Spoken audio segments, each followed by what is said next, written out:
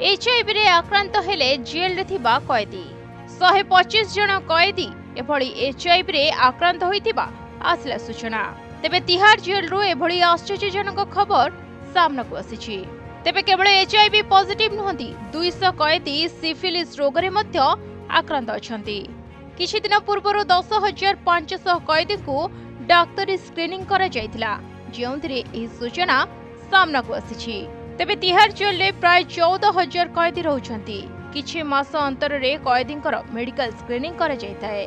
तेबे सूचना रहिछि जे सब कैदीक निकट रे एचआईवी पॉजिटिव नहीं। जेतेबेले एही सब कैदी माने बाहर जेल को आसीतिले सेही समय रे एही समस्त कैदींकर मेडिकल परीक्षा करा जायतिला एवं सेतेबेले मध्य एही 125 जन एचआईवी पॉजिटिव थिले। कैदी माने जेल को आसीबा पूर्वरु तांकर मेडिकल टेस्ट करा जायथाय।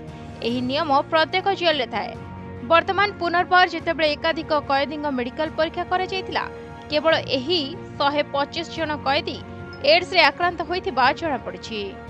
एहा व्यतीत 10,500 कैदींक मध्यरु 200 जन को सिफिलिस रोग अर्थात चर्म संक्रमण होइथिबा जणा पड़िछि।